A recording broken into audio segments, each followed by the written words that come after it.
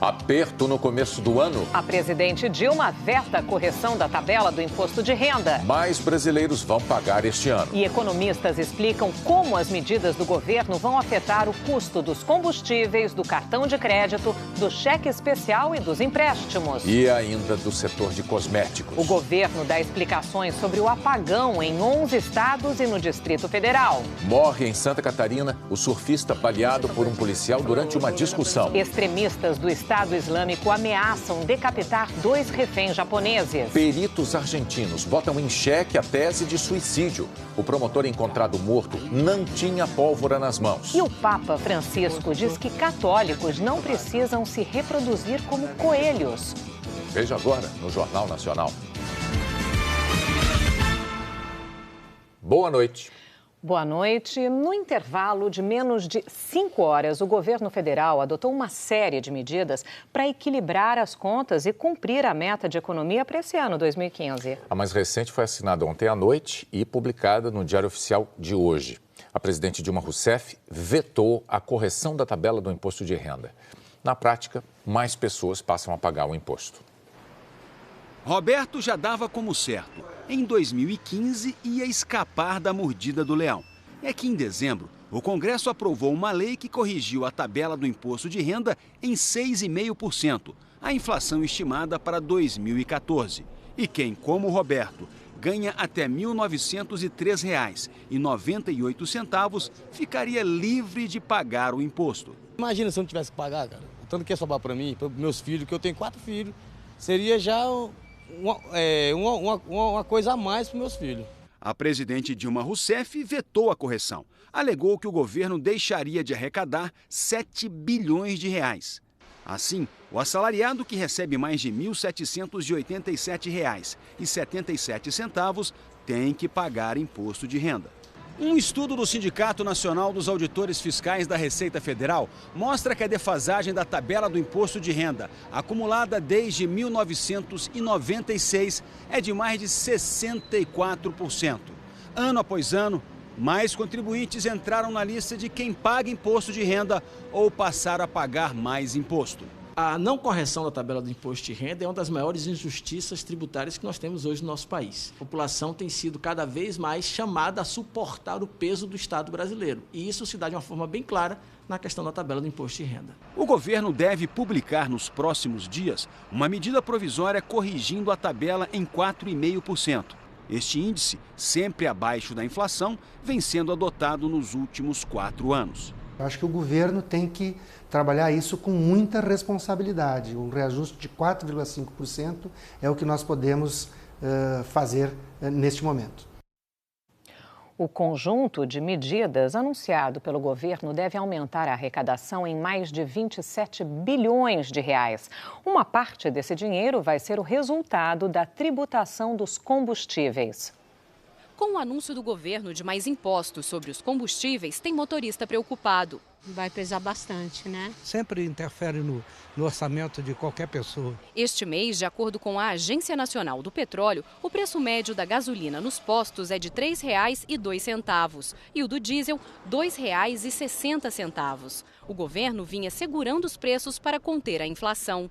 A nova alíquota de PIS, COFINS para gasolina e diesel começa a ser cobrada já em fevereiro. E a CID, que é uma taxa sobre a venda de combustíveis que estava zerada desde 2012, volta em 90 dias. Com esses impostos, o litro da gasolina nas refinarias vai ficar 22 centavos mais caro e o do diesel 15 centavos. A Petrobras já informou que repassará ao mercado o aumento do PIS, COFINS e da CID nas refinarias. O preço final na bomba para o consumidor vai ser definido pelas distribuidoras e pelos postos de combustíveis. Para este economista, o reajuste no preço da gasolina e do diesel para o consumidor deve ficar entre 7% e 10% e pode chegar até aos alimentos. A refinaria repassa para a distribuidora repassa para o posto e o posto repassa para o consumidor final. Assim como também, digamos, na cadeia de alimentos, isso vai sendo repassado desde o produtor, né, pelo seu distribuidor, pelo supermercado e no final das contas quem paga somos nós que estamos consumindo e comprando aquele alimento lá no final, que foi todo esse preço repassado e quem acaba marcando com isso é toda a sociedade brasileira. Com o aumento chegando, tem consumidor que já sabe o que vai fazer. Vender. Ainda em andar de bicicleta, é o jeito. Fazer o possível para economizar, né? Não tem outra saída. O governo também anunciou que vai dobrar a alíquota do IOF nas operações de crédito ao consumidor. Esse decreto deve ser publicado nos próximos dias. O dilema de todo consumidor: como pagar as compras? Prefiro juntar um pouco o dinheiro e pagar à vista. Mas é a prazo que Tadeu quer realizar o sonho de um cruzeiro marítimo para toda a família. A diferença, lógico que faz, mas é a única forma, de repente, que tem. Vai fazer o quê? O imposto sobre operações financeiras subiu de 1,5% para 3% ao ano para empréstimos de até 12 meses. A decisão não muda o percentual adicional de 0,38% que já era adotado nas concessões de crédito. Por exemplo, quem pedir um empréstimo de R$1.000 vai desembolsar em impostos ao longo de um ano mais R$ 3,80 referentes à alíquota e mais R$ 30 dos 3% de IOF. Fora os juros que variam de banco para banco. As 12 prestações da compra de uma geladeira de R$ 1.500, já com a alíquota e o IOF, passam a ser de R$ 173,48. Uma diferença de pouco mais de R$ 30 em um ano em relação à taxa anterior. O IOF de 3% incide também no cheque especial e no rotativo do cartão de crédito, quando o consumidor não paga de uma vez só o valor total da fatura. Especialistas dizem que o aumento do IOF, que incide sobre as operações de crédito ao consumidor, tem motivos bem definidos: aumentar a arrecadação e reequilibrar as contas do governo e reduzir o consumo. E isso com um único objetivo: segurar a inflação. Este economista diz o tamanho da arrecadação que o aumento do IOF vai gerar para o governo. Algo em torno de 7,5 a 8,5 bilhões de reais, dependendo do ano e também dependendo da reação da economia, da reação dos consumidores, né? Mas faz um alerta: cuidado em tomar mais empréstimos, em aumentar seu saldo devedor, porque os custos cada dia vão ser maiores. Uma lição que o professor Oswaldo sabe de cor. O consumidor ele vai ter que ser cada vez mais um consumidor consciente, né? E o governo ainda aumentou em 2,5 pontos percentuais a cobrança de 2 impostos sobre produtos importados. A medida provisória passa a ter efeito a partir de junho. As alíquotas de PIS e COFINS dos importados vão subir de 9,25% para 11,75%. O governo explicou que está corrigindo uma distorção. No ano passado, o Supremo Tribunal Federal decidiu que o PIS e o COFINS teriam que ser calculados sobre o preço que o importado desembarca no Brasil, ou seja, antes de incidir o ICMS, o Imposto sobre Circulação de Mercadorias. O resultado foi que a arrecadação caiu. Com a medida anunciada agora, o governo deve arrecadar mais 694 milhões de reais esse ano e mais de 1 bilhão no ano que vem.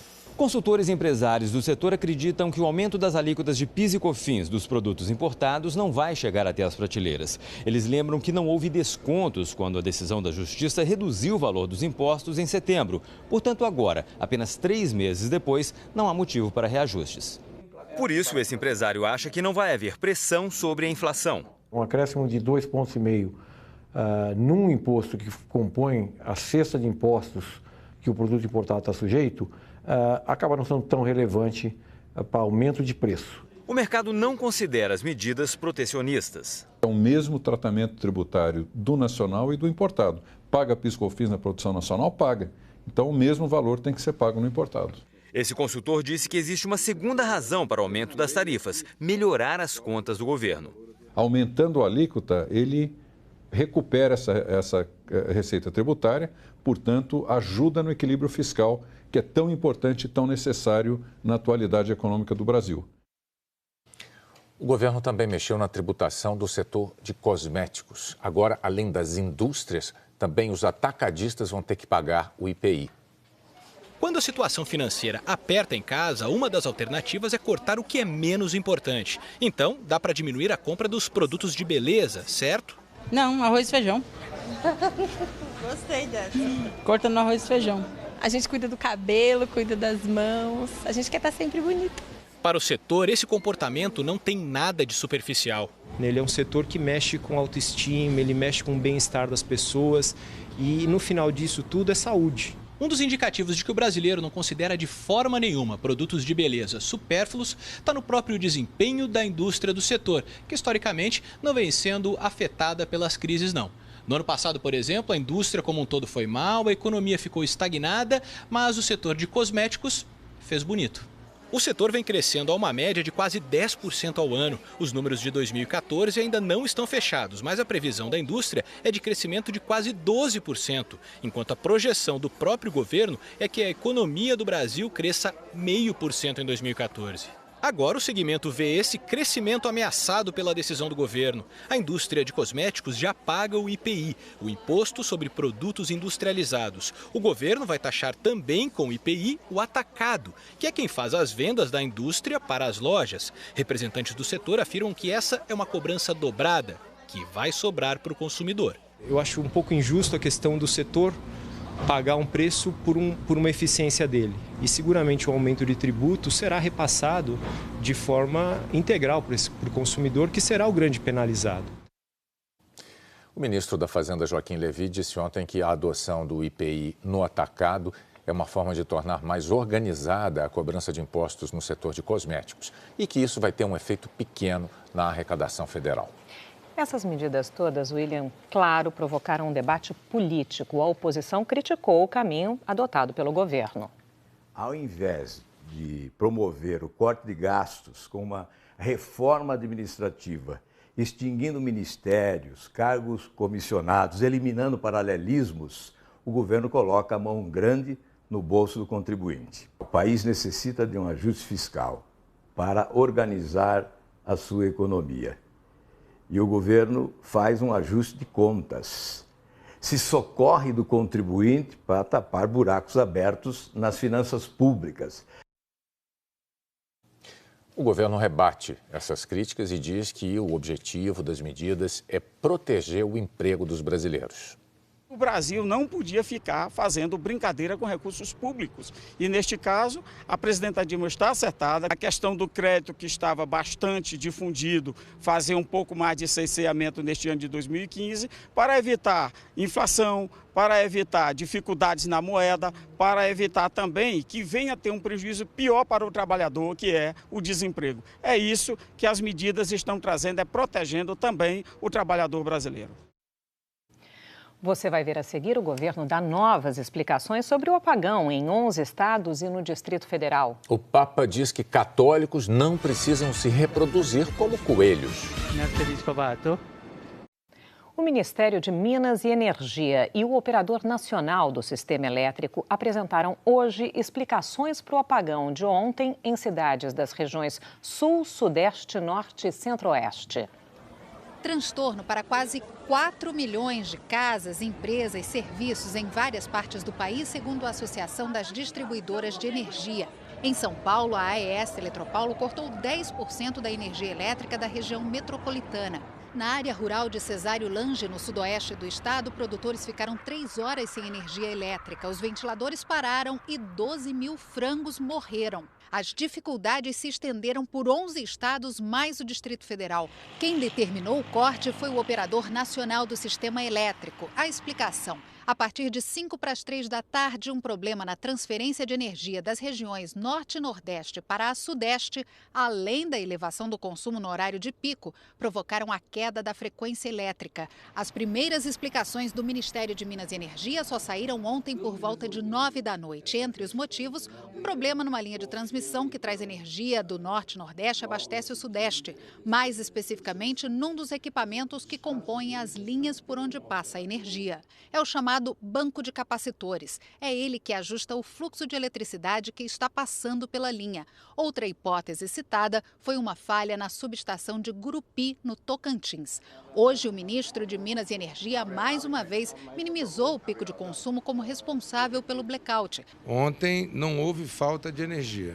Pode haver falha técnica e humana, nós precisamos apurar. Para esse especialista, o sistema elétrico está no limite. Ele diz que uma falha numa linha de transmissão não é incomum e não seria motivo para um apagão. Ele afirma ainda que o ONS provocou um blackout controlado para evitar que o problema se alastrasse. O que ocorreu não é nada de excepcional. Quer dizer, geradores quebram todos os dias, tem dias quentes com frequência. As linhas de transmissão caem e você teria que planejar o sistema para resistir a essas situações. Como o sistema está com muito pouca folga, muito pouca margem na manobra, é bem possível que, se repetindo uma combinação de demanda alta e uma falha de equipamento, você volte a ter esse problema. O governo continua afirmando que não faltará energia elétrica. O argumento é que as térmicas não dependem de água, sol, vento para funcionar e seguirão acionadas durante o ano. Apesar de reduzir a importância do aumento do consumo de energia no blackout de ontem, o ministro de Minas e Energia já confirmou que o sistema vai receber reforço na geração. Parte virá de uma termoelétrica da Petrobras, ou seja, é mais energia cara para abastecer o sistema. Nosso sistema é robusto, mas ele custa caro, porque queima óleo e queima gás. O consumidor, a partir do momento que ele tem essa informação, ele tem a condição pessoal de regular o seu gasto com energia. Boa noite a todos. Falamos ao vivo de Brasília, onde o ministro de Minas e Energia, Eduardo Braga, falou de novo sobre o apagão. Segundo ele, o governo ainda não sabe onde tudo começou, mas sabe que na usina Ney Braga, que fica no Paraná, houve um acionamento do sistema de prevenção de forma indevida e, por isso, ele foi desligado para evitar novos apagões. O ministro reafirmou que uma sequência de erros técnicos, de falhas técnicas, levou ao apagão e disse que as causas estão sendo investigadas. A essa altura eu não tenho como lhe dizer, com o senso de justiça e de responsabilidade que devemos ter, se foi falha técnica ou se foi falha humana. O governo reafirmou que o apagão não foi por causa de falta de energia, mas acaba de anunciar também que vai reforçar a oferta de energia em 1.500 megawatts. Sandra Bonner. Obrigado, Camila Bonfim, trazendo as informações ao vivo de Brasília. E no Rio de Janeiro, o diretor do Operador Nacional do Sistema Elétrico, ONS, disse depois de uma reunião hoje à tarde que não houve falha. O repórter Carlos Delanoy tem as informações. Boa noite, Delanoy. O diretor-geral do Operador Nacional do Sistema, Hermes Chip, disse que os sistemas de proteção de algumas usinas geradoras de energia tiveram que ser acionados. E, por isso, o abastecimento foi interrompido em algumas áreas. Disse que esses sistemas devem passar por ajustes, mas negou que tenha havido falhas humanas ou técnicas e assegurou que esse problema não vai se repetir. Houve falha humana. Pode ser, ele deve estar se referindo, provavelmente, à falha desse sistema de proteção dessas usinas, desses ajustes, que hoje nós identificamos, alguns vão ser investigados. Isso eu não considero falha. Eu considero a atuação incorreta da proteção em função do desvio de frequência. Não há problema no sistema, não vai se repetir esse problema. O consumo de energia elétrica no Brasil aumentou mesmo com o horário de verão e também com a queda da produção da indústria no Brasil. O repórter José Roberto Burnier mostra por quê. Firme e forte, o sol continua esquentando a cabeça de muita gente. São Paulo teve mais um dia de temperatura alta. Vale tudo para se esconder dele, até na sombra do poste. Muito quente. Muito quente? Muito. Não dá para aguentar? Não dá. Qualquer sombrinha tem que aproveitar. Olha, com esse calor todo, quem pode está botando o ar-condicionado em casa porque está muito difícil de aguentar mesmo. Nesse apartamento moram 3 pessoas. A dona da casa, que não está aqui agora, está grávida e definitivamente jogou a toalha. Comprou de uma vez só 3 aparelhos de ar-condicionado. Botou um lá no quarto, outro aqui na sala e outro aqui na varanda, que é fechada. Ficou mais suave? Claro que ficou. Agora, o que não vai ficar nada suave é a conta de luz. Tem a vantagem de você poder dormir e descansar, né? Aí vale o preço mesmo, né? Quem mais consome energia elétrica no Brasil são as indústrias. Mas, como a economia desacelerou, o setor foi o único que reduziu o consumo. Já os consumidores residenciais aumentaram em quase 6% a conta de luz. E o comércio liderou a alta, 7,7%. Este especialista em energia lembra que o horário de pico mudou no Brasil. Era no começo da noite na década passada, mas hoje é no começo da tarde. Segundo ele, é por isso que a gente viveu um apagão, mesmo com o horário de verão. O horário de verão, por exemplo, que trabalha nas pontas, né? Quer dizer, você corta às 18 o uso de energia, porque você posterga para as 19. Não tende a contribuir para esse fenômeno, porque o pico tem acontecido às 14 horas. Este outro especialista lembra que o nível dos reservatórios está muito baixo, pior do que em 2001, quando o Brasil viveu uma crise energética. Se a situação não vierem chuvas dentro desse período úmido, janeiro, a previsão está bem aquém da necessidade. E se essa situação de hoje se perpetuar, para os próximos 3 meses, 4 meses, basicamente a gente está na iminência de se decretar um racionamento ao longo de 2015. Uma pessoa morreu e 16 ficaram feridas durante um vendaval em Pérola, interior do Paraná. O vento arrancou o telhado e derrubou as paredes de uma lavanderia industrial. Os destroços atingiram funcionários que estavam trabalhando. Um homem de 49 anos morreu. Um dos feridos foi internado para tratamento intensivo. Amanhã chove forte no sudeste e no sul do Brasil. Temporais com ventos de 60 km por hora são esperados na Serra Gaúcha de manhã. E eles podem durar o dia inteiro nesta faixa de Santa Catarina e do Paraná, onde também há previsão de granizo à tarde. As tempestades de verão estão previstas ainda para São Paulo, mas vêm com mais força no sul do estado. Pode voltar a chover no sul do Rio de Janeiro e de Minas Gerais, na região serrana do Rio e no Triângulo Mineiro. No centro-oeste, em grande parte do norte e do Maranhão, os maiores volumes de chuva vão atingir estas áreas em azul escuro e rosa. No nordeste, predomina o tempo seco. Vai ser assim do Ceará até o leste de Goiás e o norte do Rio de Janeiro e no centro-sul do Rio Grande do Sul. A umidade do ar vai cair muito nestas áreas em amarelo e laranja. E a quarta-feira começa abafada, com mínima de 25 graus em João Pessoa, Vitória e no Rio. Os termômetros sobem até 34 graus em Belém, Cuiabá e Goiânia e param nos 24 graus em Curitiba. As agências internacionais de notícias destacaram hoje mais uma declaração surpreendente do Papa Francisco. Dessa vez, o assunto era planejamento familiar. Mais uma reviravolta. Um Papa que pede aos católicos que não façam filhos como coelhos. Dobbiamo essere come conigli, não? Não. Mesmo que a igreja continue a condenar os contraceptivos. A declaração foi dada a bordo do voo que o trouxe de Manila de volta a Roma. Paternità responsabile. Francisco propôs a procriação responsável e acredita que uma família ideal seja de 3 filhos. Também tentou explicar outra controvérsia. Semana passada, ao comentar indiretamente o atentado ao jornal francês Charlie Hebdo, Francisco deu um exemplo. Se alguém ofendesse a mãe dele, levaria um soco. O Evangelho diz que dobbiamo dare l'altra guancia, não? Em teoria, devemos fazer como está na Bíblia, oferecer a outra face. Mas somos humanos, disse o Papa. Mas siamo umani.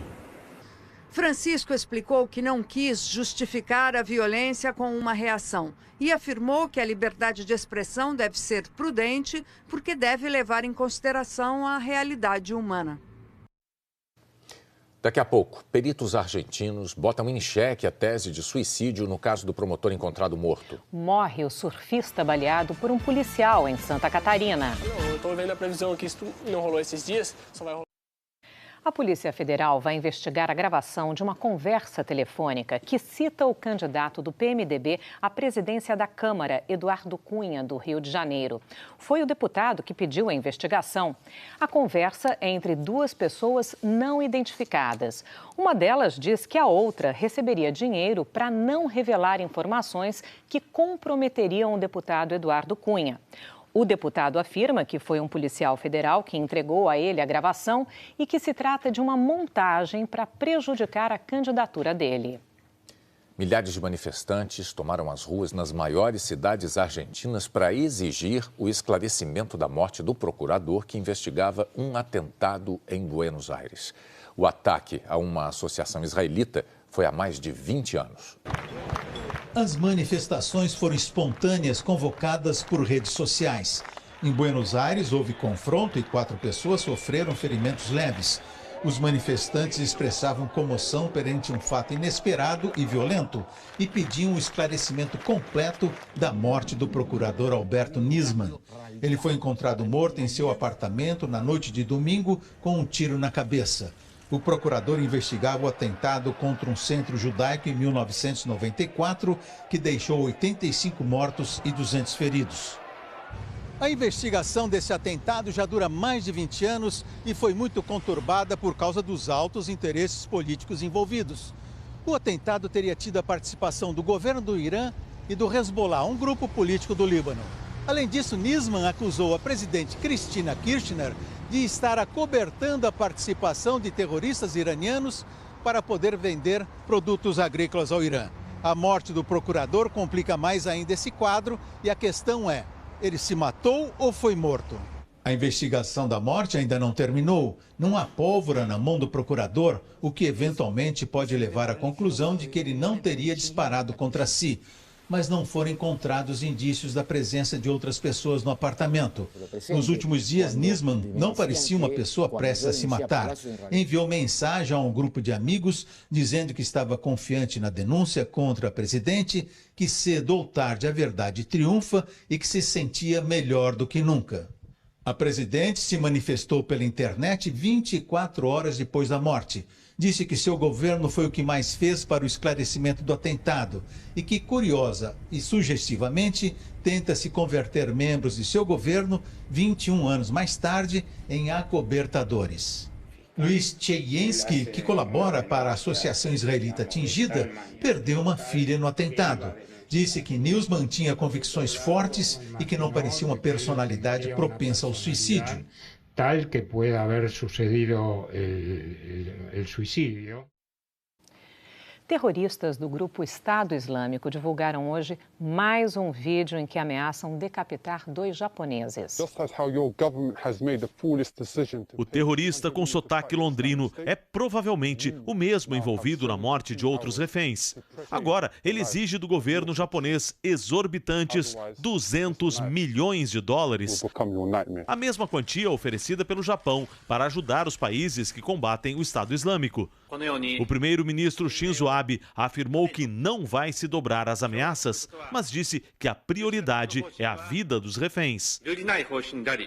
Na Bulgária, um tribunal decidiu extraditar para a França Fritz Joly Joachim, o francês suspeito de envolvimento nos ataques em Paris e que teria tentado fugir para a Síria. Policiais da Alemanha revistaram 13 casas numa operação para desmantelar uma célula que, segundo a polícia, apoiava terroristas com dinheiro, equipamentos e voluntários. Controlar a ida de jovens europeus para áreas de conflito é uma das medidas que vão ser anunciadas amanhã pelo governo francês, que também quer melhorar os serviços de inteligência, prevenir a propagação do extremismo nas prisões, onde jovens infratores são recrutados, e monitorar as mensagens dos radicais na internet. Na quinta-feira, representantes dos 20 países que fazem parte da coalizão que combate o Estado Islâmico se reúnem aqui em Londres para discutir novas ações. O país onde se escondem os terroristas da Al-Qaeda teve um dia de combates intensos e os rebeldes cercaram o Palácio Presidencial. Um país com muita pobreza e agora à beira de uma guerra civil. O Iêmen hoje também não tem governo e o Palácio Presidencial é o cenário de 2 dias de combate entre milicianos e as forças oficiais.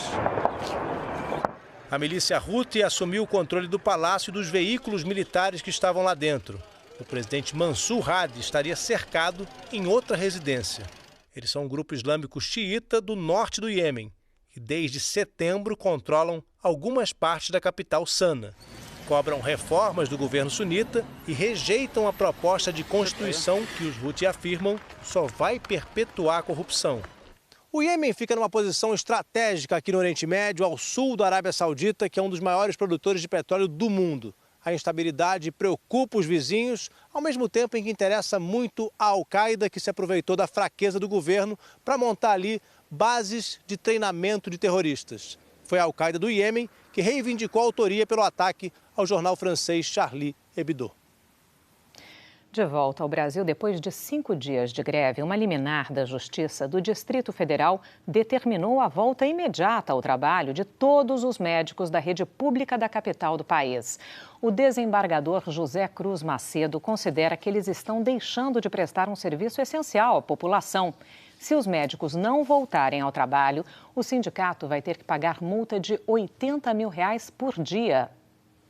Morreu hoje o surfista que foi baleado numa praia a 50 quilômetros de Florianópolis. Ricardo dos Santos tinha 24 anos e levou 3 tiros ontem, disparados pelo policial militar Luiz Bretano, que foi preso. O irmão do PM diz que foi em legítima defesa. A família do surfista nega a agressão e afirma que os tiros foram pelas costas. Ricardo dos Santos passou por 4 cirurgias, mas não resistiu aos ferimentos no pulmão e no tórax. No circuito mundial de surf, ele era especialista em ondas grandes. Mais uma rebelião causou mortes no complexo de presídios do Curado, no Recife.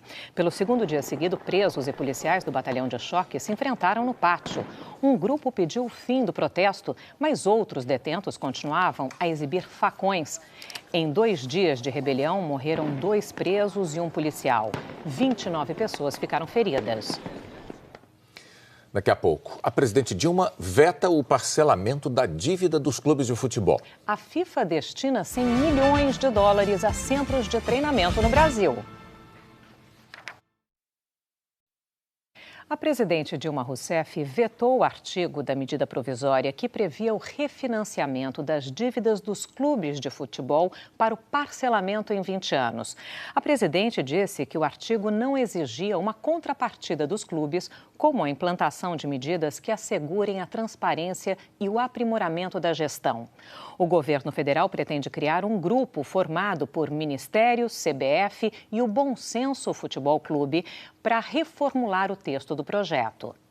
O secretário-geral da FIFA, Jerome Valk, se reuniu hoje em São Paulo com representantes da CBF para anunciar como vai investir o dinheiro do Fundo de Legado da Copa do Mundo. Olhando assim, já nem parece que ela passou por aqui. Mas a Copa do Mundo no Brasil ainda está na cabeça dos dirigentes da FIFA.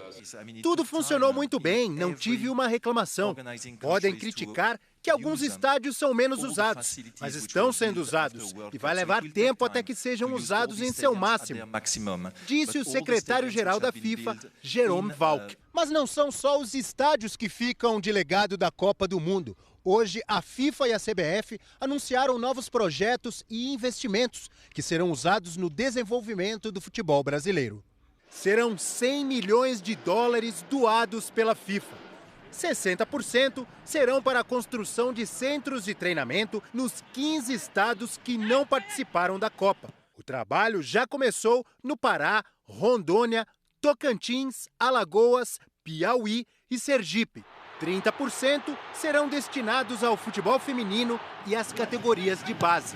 O restante irá para projetos sociais comunitários e de saúde pública. As obras serão feitas pela CBF, mas haverá uma auditoria. Nem um centavo será gasto sem a supervisão da FIFA. E o dinheiro está sendo gasto de maneira correta. Mais notícias no Jornal da Globo depois de Luz Câmera 50 anos, que exibe hoje as noivas de Copacabana. Uma boa noite para você. Boa noite, até amanhã.